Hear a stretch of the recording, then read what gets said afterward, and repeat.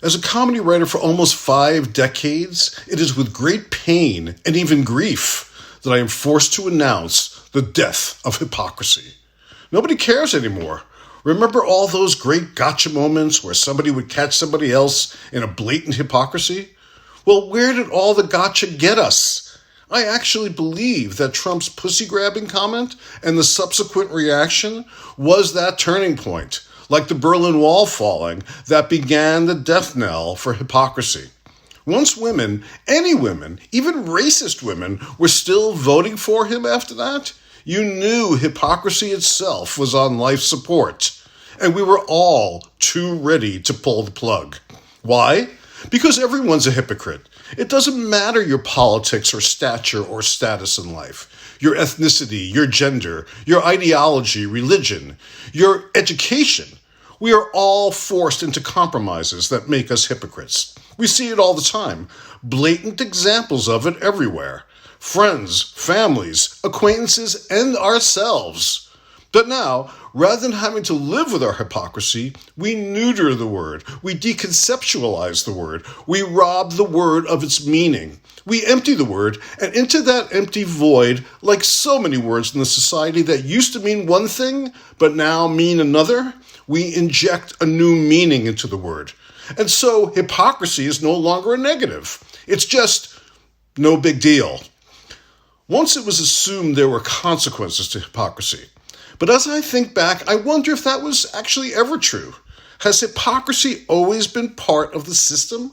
A part that allows us to see the hypocrisy, vent about it, react to it, perhaps even vociferously, but ultimately renders us powerless to do anything about the actual hypocritical act, to stop it, end it, change it, or hold someone responsible.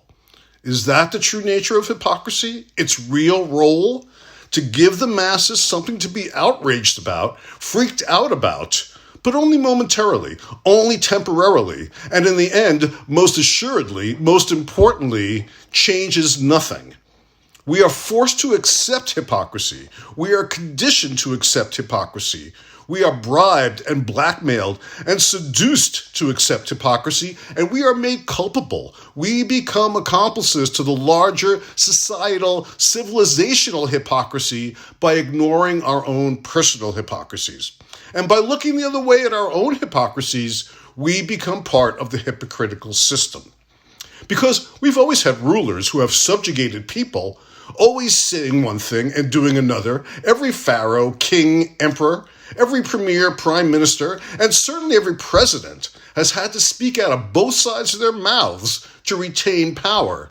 It's part of the nature of power, the ability, sociopathic, almost savant-like ability, to say two things at once that are in complete opposition and have absolutely no irony about it, and have your audience accept it and acknowledge the hypocrisy, but not be deterred by it.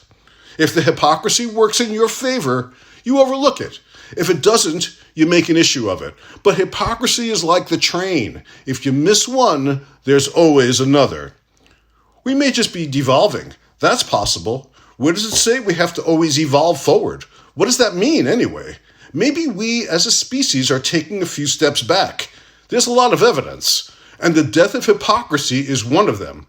There was a time when what you said meant something, when your words had significance, had impact and meaning, and had consequences.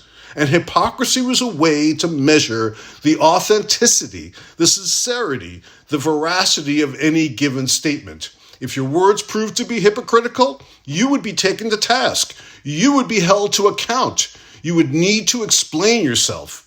And depending on the scale of hypocrisy, you may very well suffer consequences that were severe.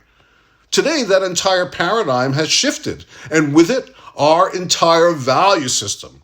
So whether it be religion or politics or show business, anti-life people who call themselves pro-life, gun manufacturers who hide their profits behind the Second Amendment, people who don't believe in government except when it comes to controlling your private life and thoughts, freedom lovers who want to take away your freedoms, patriots who love traitors, people who would rather live with the lies of history than with the truth, People who worry about the environment publicly while they look out the windows of their private planes, anti-abortion advocates who are pro-mass child slaughter, animal lovers who eat meat. The list is endless. So what you get are people whose reputations are actually enhanced by their hypocrisy. It is the thing they use as a foundation to build a legacy. What do these people have in common? They are the ruling elite. They are the power. They are above the law, and they don't feel the need to reconcile their hypocrisies to the rest of us.